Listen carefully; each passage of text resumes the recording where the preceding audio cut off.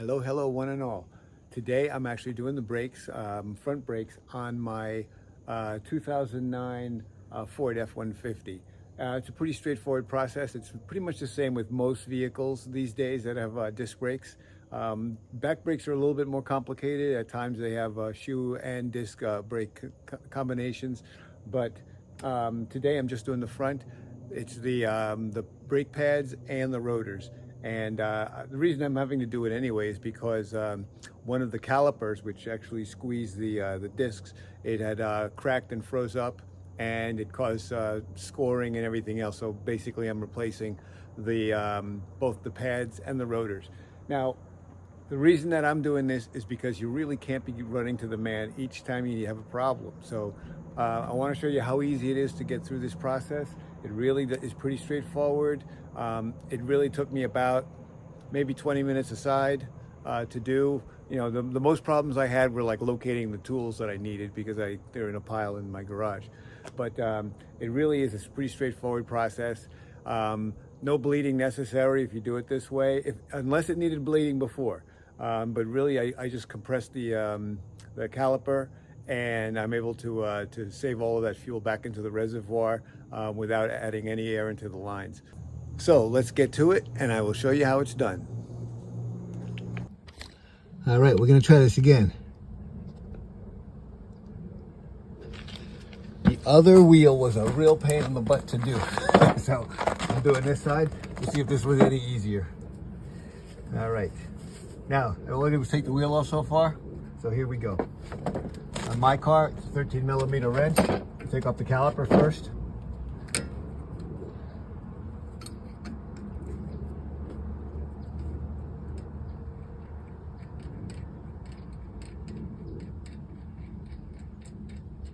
Two bolts, make sure they're the same size.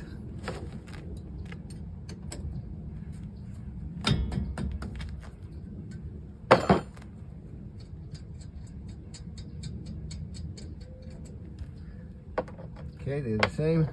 There's my pry bar. Pry out the caliper.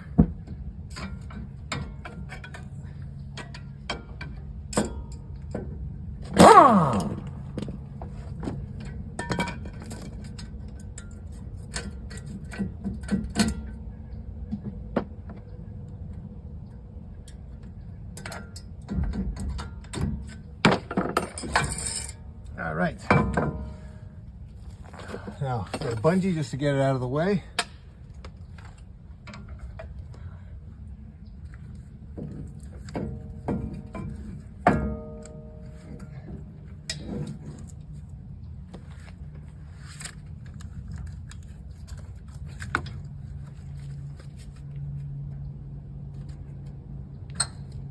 All right, that's out of the way. Now, brake shoes, inspect. These look great. All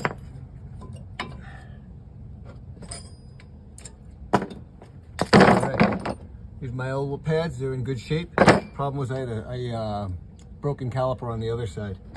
I had to go to the junkyard, get another one, and get that replaced. The old clips come out. Now I need a 18 millimeter to take off the bracket. And that's the 18. And let's see, to take off, I want to go that way.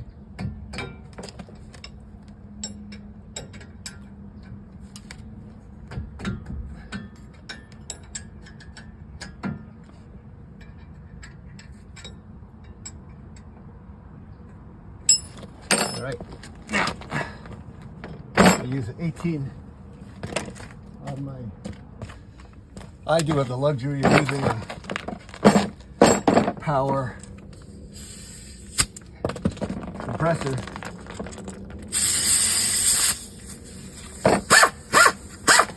So I can take these off a little faster.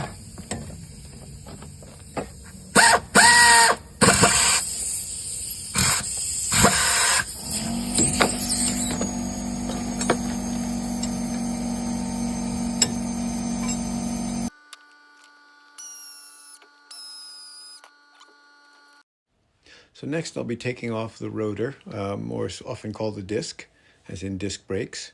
And as I take it apart, and as with all components in any kind of work you do, it's important to inspect the parts, even if you're throwing them away, to see if they may give you some insight to other problems that there may be going on with the car. So, I'm looking for scrapes, scratches, anything that's out of the ordinary that may affect some other repair.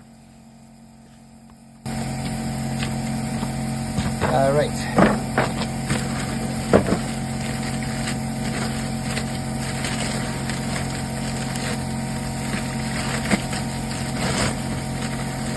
Before putting new discs on, you always spray them with the brake cleaner.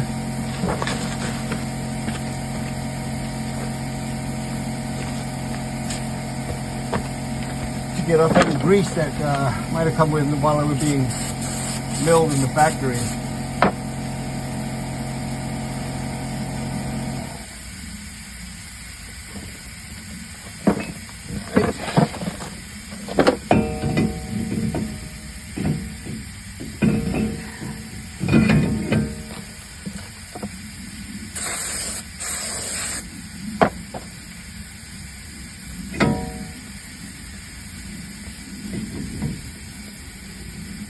Alright, that's that. We'll start reassembly.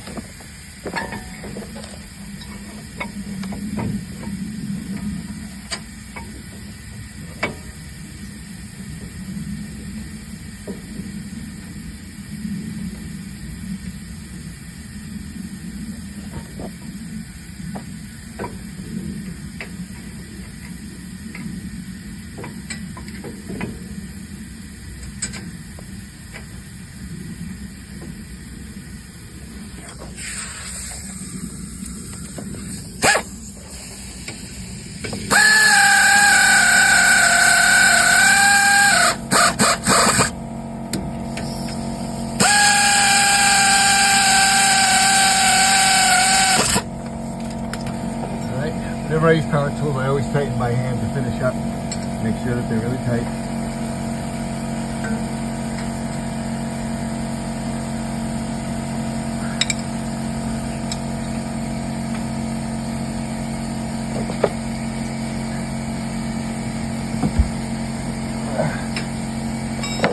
I never use a torque wrench. Alright, now caliper. This is the part you want to see. Take an old shoe, pad rather, drop it in there, put the C-clamp, gotta use a C-clamp. Put it in here, it fits only one way.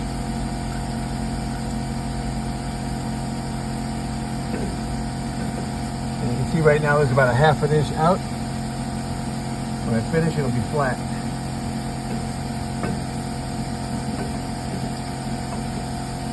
None of the fluid escapes, and so no bleeding is necessary. And you see, the reason we use this is because it pushes them both down equally so that they don't go off balance or anything. They'll both compress at the same speed. And that way, when it gets to zero, it's pretty much where it fits with the new pads. Right now we're down to about 1/8 of an inch. And we're down to zero. Alright, see, they won't spring back, so there's nothing to it. Now they're fully compressed. By the way, this brake cleaner dries so fast it's easy to use. Because it won't leave anything behind.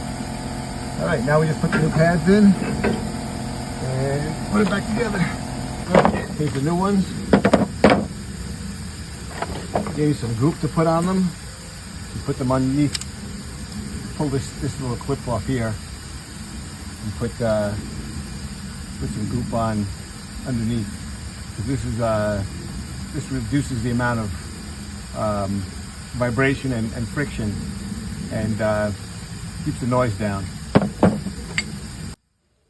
I believe it's a silicone-based kind of a ointment paste that goes between, there's a little metal shield and also around the clips to reduce the amount of vibration from while you're driving and braking.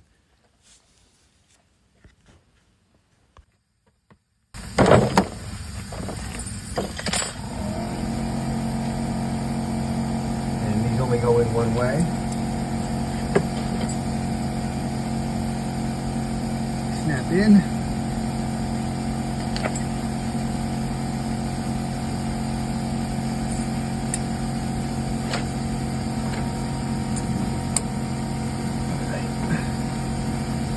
This is the hardest part I find, is just getting these suckers to line up. Got a little bit of goop left over, so I'll just put on the ends.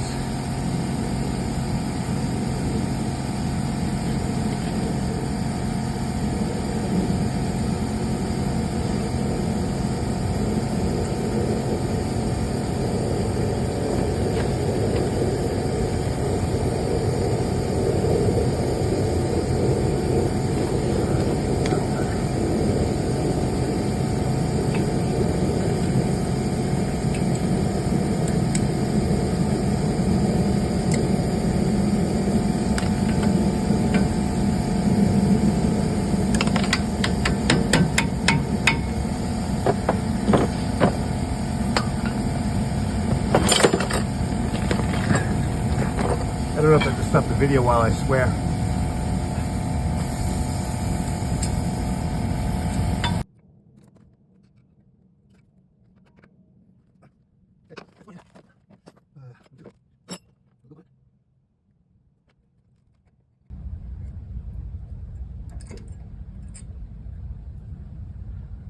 I always do the back one first, because if it tilts the clip, it's easier to see what you're doing on the front one. So I do that one second. There it is. Okay. And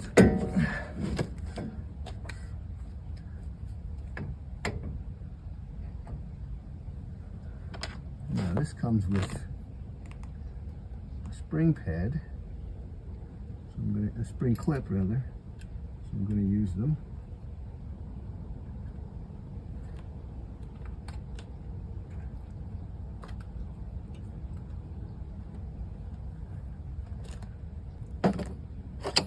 Which is here.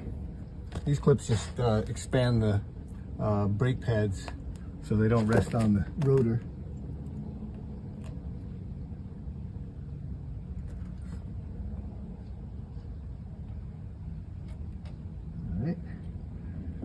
Then let me slip this back on.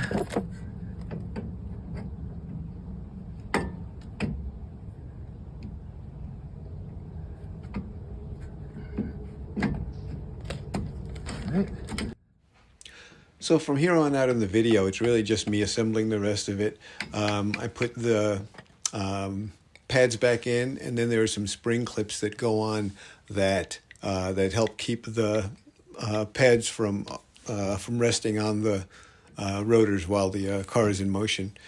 Aside from that, the only thing that's really important is to pump and make sure you give pressure on the brakes before you take it out and test drive it.